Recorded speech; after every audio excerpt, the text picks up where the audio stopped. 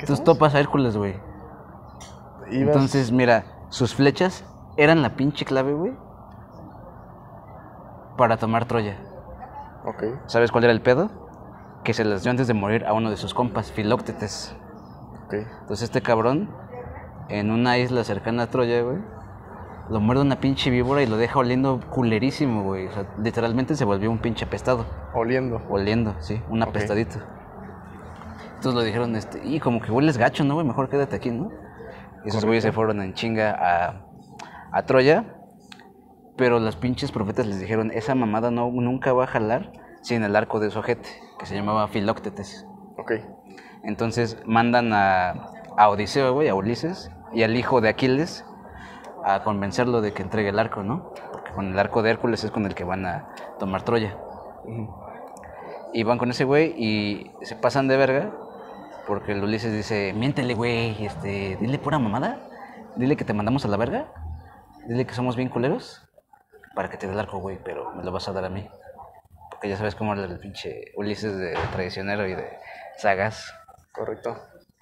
Y se da cuenta el Filóctetes y dice, ni madres putos, chinguen a su madre. Chinguen a su puta madre. ¿Me vieron cara de pinche simp? ¿Me vieron cara de simp? Pues no soy simp. ¿Y sabes cómo lo convencen? No pudieron.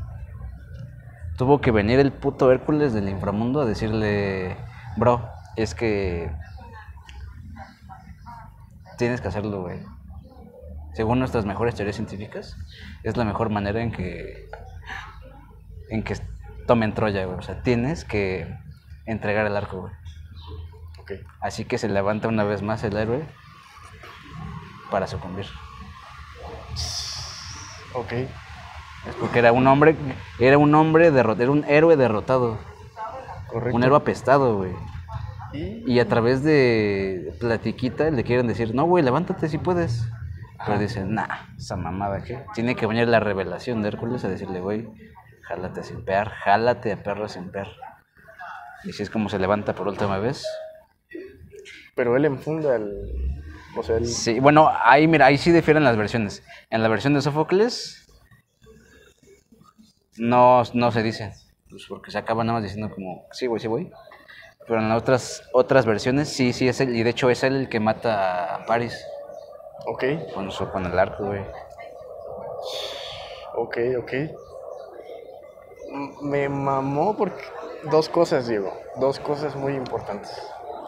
Porque, para empezar, la cinemática pueril que en su momento hablamos, que es la herencia griega, en realidad es una herencia infantil. Ya. En donde verdaderamente no hay una segunda interpretación, sino que la interpretación es directa. Sí. Como bien lo dijiste, este héroe apestado era literalmente apestado. O sea, es que si ese güey no hubiera tenido el pinche arco ese, se hubiera quedado ahí. Pero hay un... O sea, de ahí parten las posteriores reinterpretaciones, o más bien todo este pensamiento que no es literal.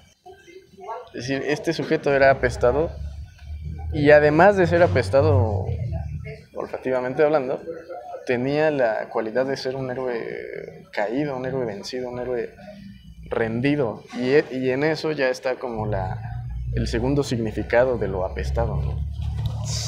Sí. Pero en general lo interesante que yo podría rescatar es que el primer momento o la primera versión, el significado de apestado es totalmente sensitivo, totalmente literal, pues. Sí. Y la otra cosa que rescato es, se presenta nuestra teoría, nuestra mejor teoría científica, que es la tragedia en este terreno de el eterno retorno. Y justamente tanto en el papel del Filóctetes, ¿sí?, que es ya el que había sucumbido y se vuelve a levantar. Sí. Es decir, que curiosamente empezamos por el final, por el héroe ya sucumbido. Exactamente. Si ya empezó por el final, se vuelve a repetir el momento en donde vuelve a sucumbir. En el final, nuevamente. Creo que sí, igual se muere a la verga. ¿Sí? Sí. Ok. Y sin embargo, la otra gran imagen que me remite a esa tragedia con un eterno retorno es precisamente Hércules, Sí, que regresa, o sea, retorna del inframundo, correcto. hace su ascensión al convencer al héroe para que ascienda. Y que además recordemos cómo se llama este episodio, ¿eh? Hércules, tu silencio ya no es necesario, ¿no? Sí. Y que se da varias coincidencias entre las letras de esa canción, ¿eh? De los Strokes, Eternal Summer y esta tragedia, ¿eh? A ver, dale. Esta idea de Hércules, tu servicio ya no es necesario, en el sentido de que Hércules es quien convence de última manera a Filoctetes, ¿no? También porque habla de este eterno verano, ¿no? Ajá. Y esta idea de ¿no? Al final, ¿cómo acaba, no? Everybody's on the take, ¿no? Todos están en la toma de Troya, ¿topas? Y a Filoctetes le preguntan, ¿no estás en la toma tú también? Pero entonces, esto nos da pie A la siguiente pregunta. ¿Por qué en la tragedia parece romperse algo tan del sentido común, que es que todo lo finito es creado, o al revés, todo lo creado es a su vez infinito? ¿Por qué la tragedia rompería esa idea? Y al principio también, ¿de dónde surge esa idea de que todo lo que es creado es finito? Porque si te das cuenta es una idea muy del sentido común, ¿no? O sea, fuera de la idea de que todos nos vamos a morir, güey, o mejor dicho, el todos nos vamos a morir, güey, es la implicación natural de que somos seres creados y somos seres finitos, por lo tanto. Okay. Y somos seres creados al menos en dos sentidos. Incluso el más ateo, que no acepta la creación de criaturas, Ajá. en el caso de la exhalación divina, acepta que somos producidos por una naturaleza o por los genes o por nuestros padres o por la sociedad o por cualquier otra cosa, cualquier otras mamadas. Pero sigue la cualidad de ser creados. Pero sigue la cualidad de ser creados. Y de ahí todos extraen la consecuencia de que por ende también somos seres finitos. Correcto. Y justo como dices, naturalmente, al pensar en lo que nos creó, inclusive, o sea, bajo el mismo tenor teísta o ateísta, Sí. pensamos en ese algo que verdaderamente es infinito, o sea, y eso nos hace llegar al punto de decir que lo que es creado es menos perfecto que Correcto. aquello que lo creó. Pero aparte hay una paradoja muy cabrón que solo podemos ver en esta época. Perdón. ¿Qué topa? Sí, también demasiado. Sí. Entonces hay una paradoja, cabrón, que solo podemos ver en nuestra época. Y es que o lo finito proviene de lo material, es decir, somos finitos porque tenemos un cuerpo, por lo tanto somos un ser material. Pero ¿eso qué quiere decir? Que estamos pendejos. Porque nadie acepta hoy que la materia es finita. De hecho, ese es uno de los principios fundamentales en los que se basa toda nuestra ciencia moderna, ¿no? La materia no se crea ni se destruye, solo se transforma. A eso me refiero, con que inclusive de forma ateísta o ateísta se acepta la... Pero va más cabrón, porque topa. Porque el argumento sería, somos materiales, somos finitos porque somos materiales. Correcto. La materia es contingente, por lo tanto somos contingentes. Pero la materia no es contingente, es eterna. Ajá. Entonces, no, pero entonces no es por eso, güey, es porque la materia, güey, tiene una forma específica que es tu cuerpo. La materia, güey, tiene una forma específica que es tu cuerpo, güey. Por eso, cuando se mezcla, güey, la idea con la materia, güey, tienes el compuesto que eres tú, es tu cuerpecito. Y ese cuerpecito sí es finito. Ajá. Pero ellas imperan en tres lados, ¿topas? A ver, dale. Uno, están suponiendo que la materia no es eterna, o sea, que es destructible. Dos, están suponiendo que la forma puede ser reducida a dos cosas. o a la materia, en este caso a la forma genética, a los genes y a la naturaleza, o al modelo o a una idea platónica, ¿no? O sea, la forma literal de las formas específicas de las cosas, o sea, especie, género y diferencia, ¿no? Según Aristóteles. Pero esas madres, según esos güeyes, también son eternas. O sea, también no son finitas, también son infinitas, o sea, no son finitas. Correcto. Pero siempre dan el siguiente paso. Dicen, no, güey, pero lo que estamos diciendo es que tu cuerpo, güey, es el compuesto de esas dos cosas. Ajá. Por lo tanto, es una mezcla entre materia y alma, entre mente y cuerpo. ¿Pero qué están diciendo ahí? Pero es que... y topan, y por eso, como es una mezcla, es finito. Ajá. Pero están simpiando, ¿por qué, güey? Porque están usando precisamente el segundo principio que dijiste, que es que lo creado, lo producido, lo mezclado, Ajá. no puedes tener todas las características de los elementos de la mezcla. Correcto. Ajá. Pero si lo piensas bien, es una mamada. Porque ya que aceptaste que la materia es eterna y que el eidos o la forma es eterna, ¿cómo de dos cosas eternas su mezcla va a ser finita? No tiene ningún puto sentido, es un contrasentido. Totalmente. ¿Tú pues? Y además es interesante porque agrega, o sea, se contradice en otra cosa más. Y sobre todo a nivel ahora sí teísta totalmente. A ver. ¿Dios a qué pertenece? ¿Pertenece a lo material? No. Pero entonces lo que estamos diciendo es, para empezar, y algo que niega lo que estas mismas personas proponen al aceptar todo eso, es que el humano abarca más que lo que abarca el propio Dios. ¿Topas? Sí. Entonces lo creado efectivamente, o más bien, no es peor o... Si no es menos, sino que es más. Sino que abarca más, es todavía más de lo de aquel que creó. Pero ya vayamos a concretizar esto, ¿te parece? Dale. Porque a mí lo que me parece es que hay dos posturas de las cuales se entiende, se puede entender en bidireccionalmente esto. O sea, está la experiencia humana y está, sí, yo diría la experiencia divina también. A ver. En la experiencia humana lo que vemos es totalmente lo contrario, ¿no?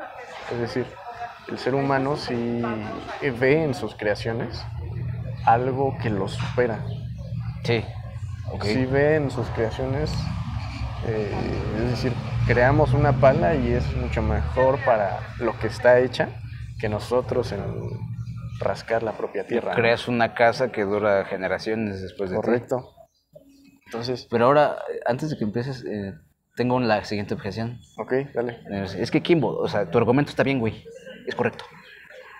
Pero se contradice con la evidencia fáctica, güey, con la evidencia empírica.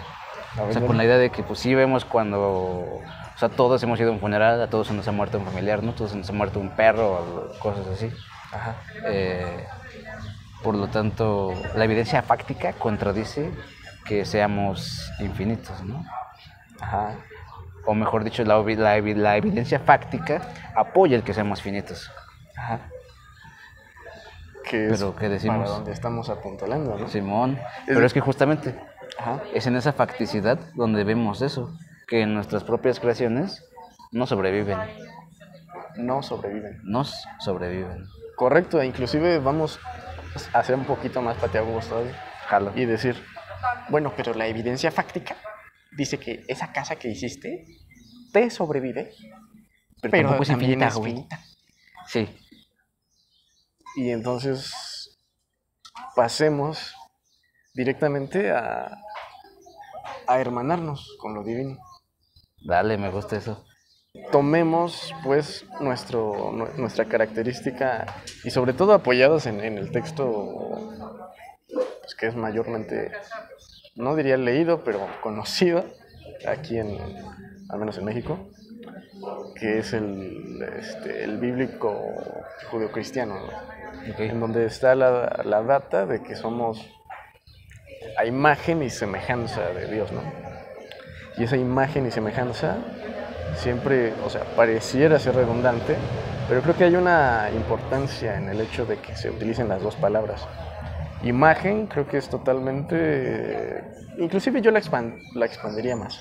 Ok. Quizás con imagen no necesariamente se refiere a lo visual, Ya. sino lo expandiría a los sentidos. Quizás nos oímos, nos vemos, sabemos, Sentimos. o sea, somos percibidos a la misma imagen divina, Sí, sí, sí. a pesar de nuestras diferencias radicales corpóreas, ¿no? Oye, güey, pero es que... Perdón por el spoiler, ¿eh? Pero es que desde ahí está la pista, ¿no crees? O sea... Volvamos al terreno fáctico, a lo de la vida diaria. Cuando alguien te dice que es imagen tuya y semejanza tuya, ¿en quién piensas? No piensas... En realidad, son muy pocos los casos en los que piensas en tu papá o en tu mamá. Ajá. Cuando te dicen, estás igualito, cabrón. Ajá. Son idénticos. ¿Eso a quién se les dice? ¿A los gemelos? A los gemelos. ¿Y los gemelos qué son? Hermanos. Hermanos. Verga, O sea, hay que checar también eso, ¿eh? O sea, muy buena edad. ¿hasta qué punto la tradición ha Muy buena edad. sobreinterpretado la imagen del padre? Correcto. Porque acuérdense del poema de Novalis, ¿eh? Donde decía que hay 3 hermanos: Jesús, Hércules y Buda. Yo nada más tiro esa data, ¿eh? Y volvamos a lo de imagen y semejanza. La imagen ya la dejamos muy clara, pero la semejanza, ¿por qué? ¿Qué necesidad de hacer esa redundancia? Y es que en realidad no es una redundancia, sino que la semejanza tiene más que ver con cualidades ya no necesariamente físicas o sensoriales, materiales, por ejemplo. Sí, sino ya del carácter, ¿no? Del Correcto. temperamento. Y que diríamos que imagen tiene más que ver con lo material y semejanza tiene que ver con lo inmaterial. Me agrada. Entonces yo diría, en este adelanto, que suponer a Dios como totalmente inmaterial es en sí mismo ya erróneo. Correcto. Porque Dios es tanto material como inmaterial, al igual que nosotros. Correcto. Es decir, en ese sentido, volvemos a lo mismo. Es una hermandad gemela, es un igual. Pero además es un proceso, cabrón, porque es lo que decíamos la otra vez, ¿no? O sea, nuestra finitud está marcado por cierta también infinitud, que es... nuestra finitud está marcada por una cierta infinitud que es a la vez material y a la vez ideal. A la vez material y a la vez inmaterial. Pero justo la primera imagen prístina del pater, del padre, sí se ve mermada, porque su creación tiene más características que él. Ajá, sí. Pero a la vez, ¿qué es lo que pasa? Que un unigénito adquiere también la calidad de divino. A ver, dale. Y adquiere la cualidad de divino no para alzarse sobre los demás hombres, Ajá.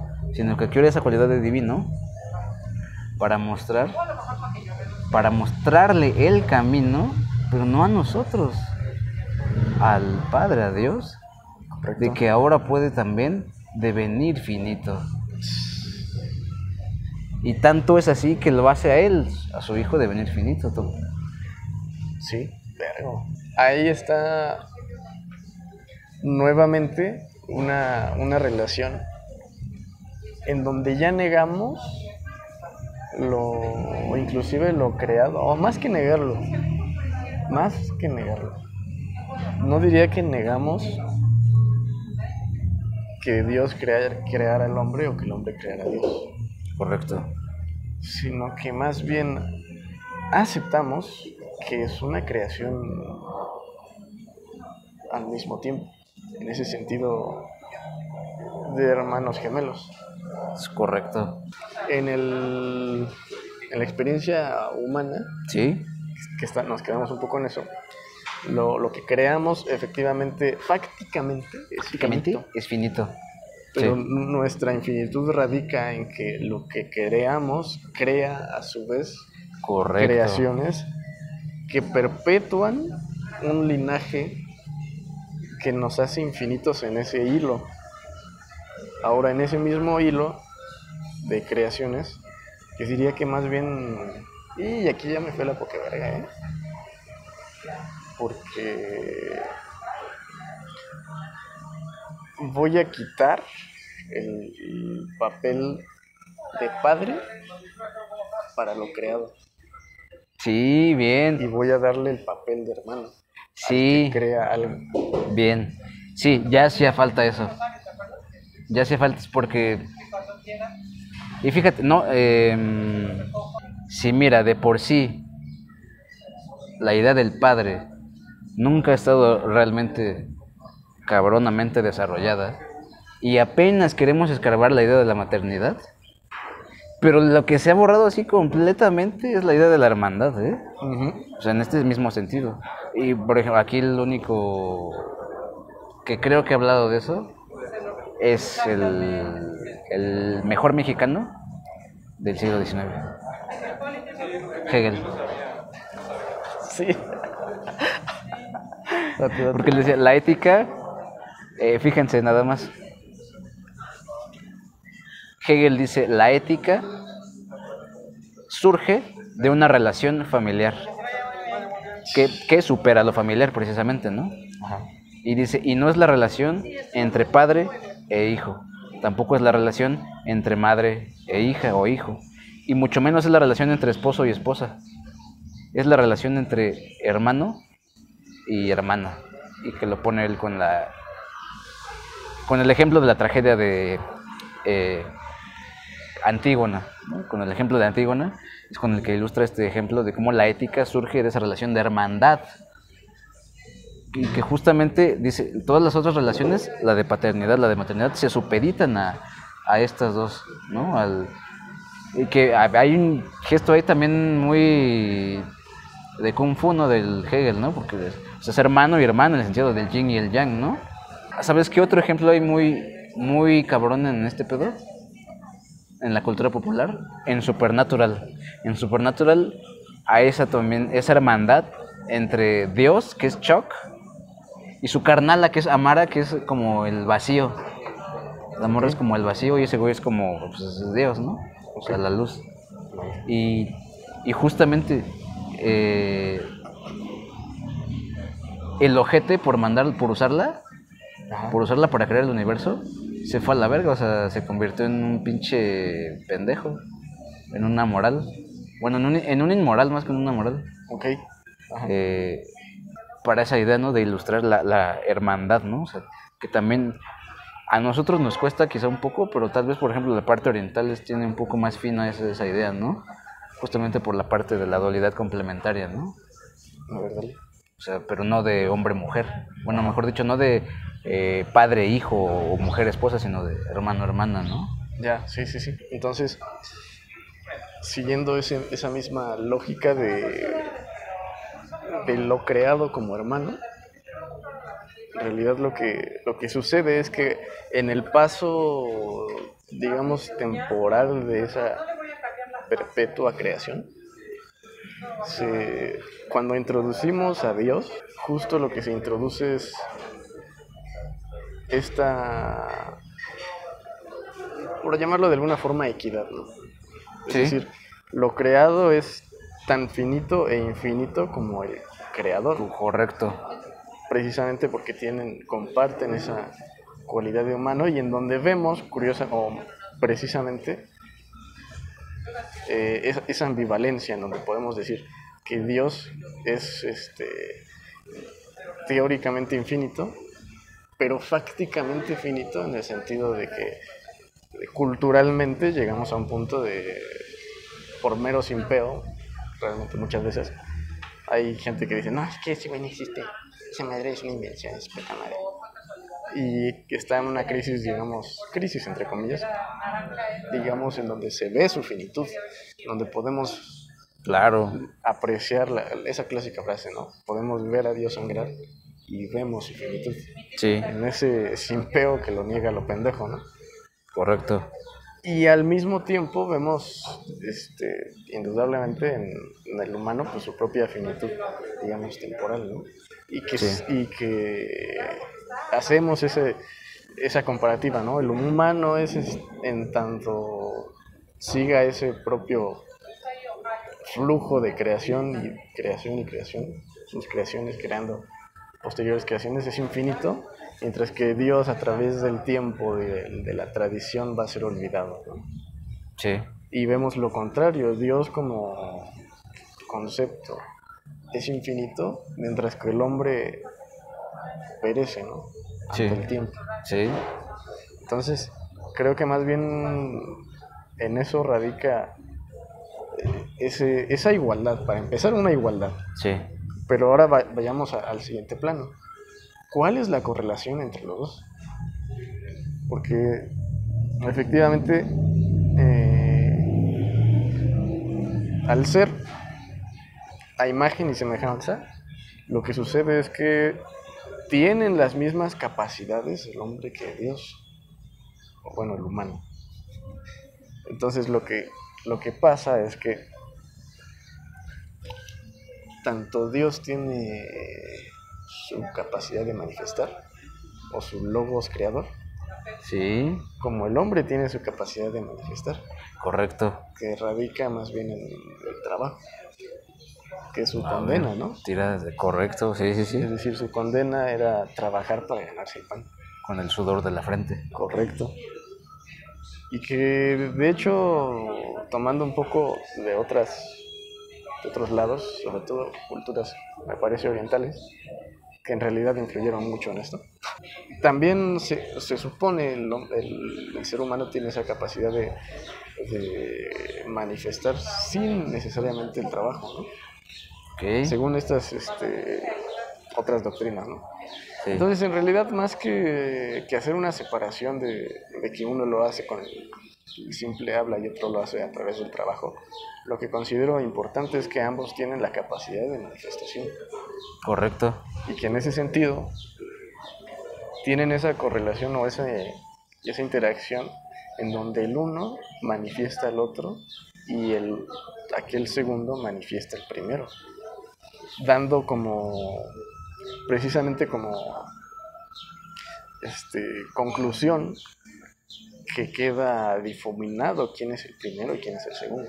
Correcto, como nunca leidoscopio, ¿no? Porque mientras más te sumerges en el hombre, o bueno, en el humano, más encuentras algo divino.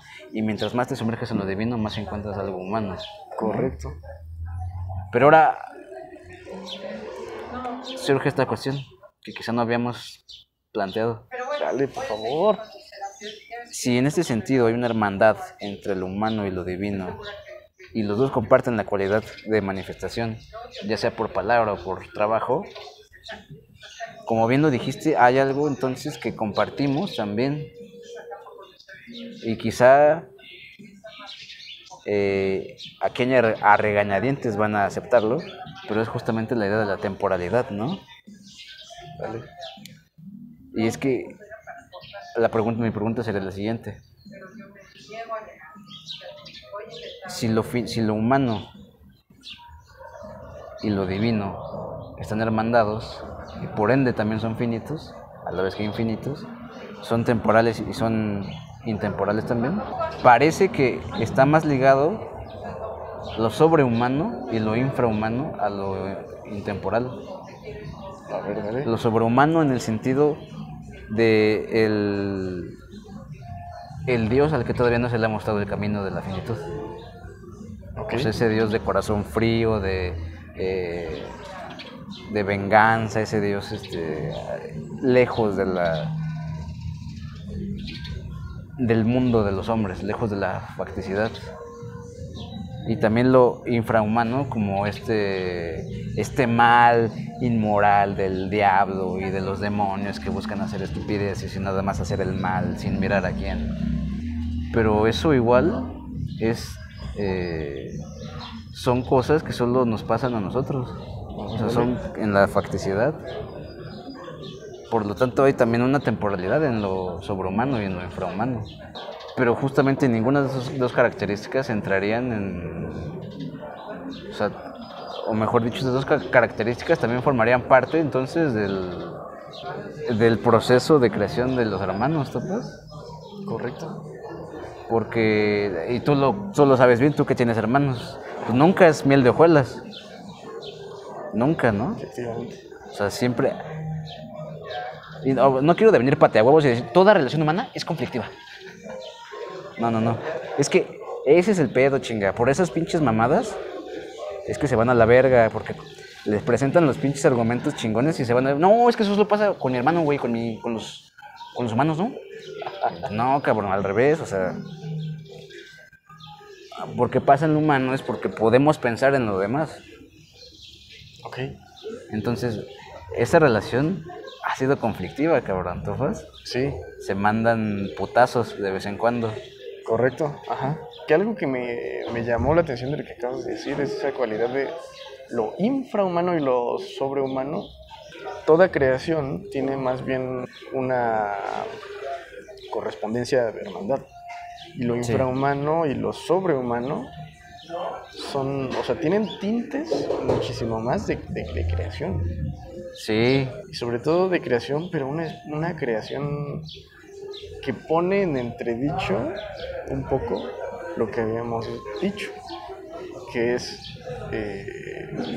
creación precisamente desde la semejanza, lo creado es semejante. Ya, sí. Volvamos al ejemplo de la pala. Y digamos, la pala es semejante a mí en tanto, inclusive la propia forma, ¿no? Como si tuviese es nuestra palma hecho grande, ¿no? De nuestra palma, ¿no? Sí. Sin embargo, también puede ser vista desde una segunda perspectiva, que es más bien la creación a partir de la separación.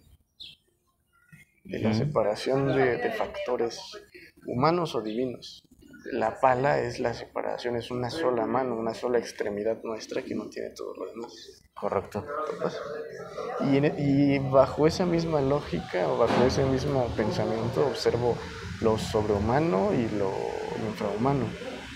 Lo sobrehumano como solamente una parte nuestra, la parte nuestra elevada, por así decirlo, la parte nuestra que más bien me gusta más como lo habías dicho, sobre todo al principio, que curiosamente, o de esa forma más bien, ahora sí se separa, porque existe la forma de verlo, lo suprahumano, de verlo como lo más virtuoso, ¿no?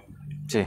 Pero creo que, no sé si me equivoco, o creo que me parece más interesante verlo desde esa perspectiva que dijiste, que tiene que ver más con aquello que no se desarrolla, no se desenvuelve con lo humano. O sea, esa frialdad, un Dios frío, sí, pero no frío, digamos, cruel. No solo distante. Pero distante absolutamente, es decir, sí. no es que... No distanciado, alejado. No, ni siquiera alejado, sino lejano. No sé si me doy. Sí. No es que de pronto que se vaya alejando o que tenga un movimiento, sino que de plano está en otro. A priori siempre estuvo hasta su reputa madre. Correcto. Sí. Y que más bien no conoce nada de lo humano. Sí. Ni las virtudes, ni las estupideces, ¿no? Que es un poco que en los cómics es muy evidente, ¿no? O sea, por ejemplo, Superman no sería en realidad un superhumano, porque él no estaría disgregado. Correcto. O sea, no tendría esta disgregación entre ser una sublimación de lo humano, sino que al final de cuentas él es un humano. Correcto. Y que de hecho más bien es un humano ya totalmente hermandado con lo infinito. Ajá. Eso, él se queda ahí, por lo tanto no puede ser sobrehumano. Correcto. Más bien diremos que es absolutamente humano, por decirlo así. Y lo infrahumano me parece que es más bien lo mismo. Pero justo es que los grandes adversarios de Superman, que lo igualan digamos, en su fuerza bruta, en sus capacidades, son los que desconocen esa parte humana. Los que incluso la desprecian, aunque no la conozcan. Sí. No sé, es que para mí resulta difícil concebir esa parte como distinta, ¿sabes? Porque me parece más bien justo esa, desde mi perspectiva, esa misma lejanía, la misma exactamente. Porque el desprecio a lo desconocido creo que es, ¿Es humano? para mí, es inconcebible en el sentido exacto, Sí, y en el único sentido concebible que lo veo es totalmente humano, como bien dijiste. Sí, correcto. Efectivamente existe para el humano este repudio a lo desconocido, pero si lo ves en un sentido estricto, no es que sea totalmente desconocido. Lo que repudia es que reconoce en lo desconocido un peligro posible. Correcto. Entonces hay una especie de así de conciencia, de pensamiento alrededor de la posibilidad de lo desconocido.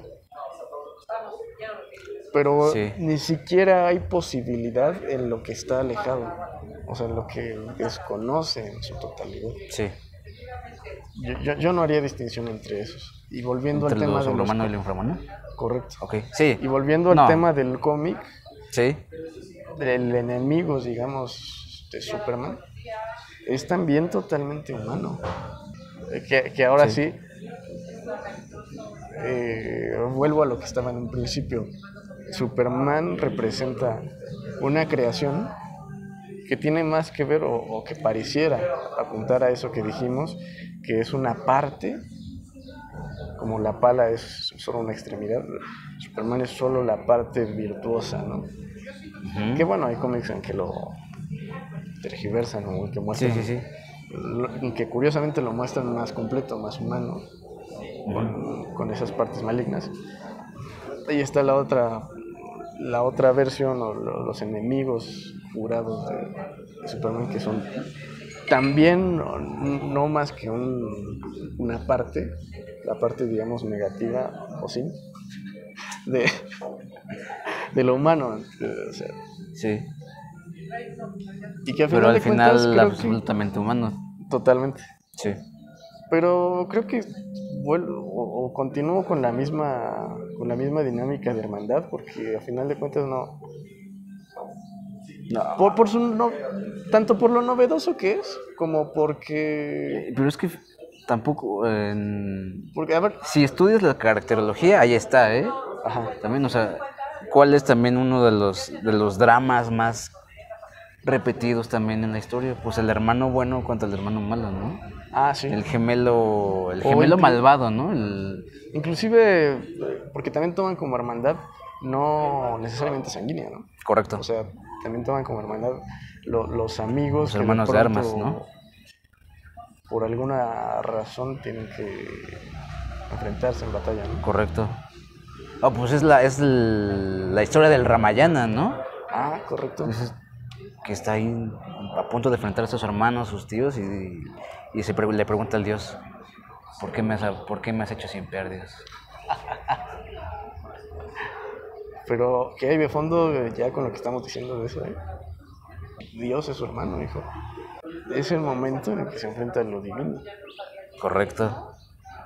Pero bueno, dejando un poco, que es bastante interesante, pero siguiendo el hilo de lo que estaba diciendo, me parece que podría parecer que lo que dijimos de esa creación que representa una bipartición de lo original es un poco, o apuntarle un poco eso, a ese modelo tradicional del creador y lo creado, ¿no? De que el creador es lo más completo, de que el creador es lo primigenio, de que el creador es lo que es mejor, Sí. y que es efectivamente como, bueno, eso ya no tengo idea por qué lo ponen, pero como padre, ¿no? Sí. La única forma en la que yo podría salvarlo sería más bien, ya ni siquiera como una hermandad, sino como una unidad.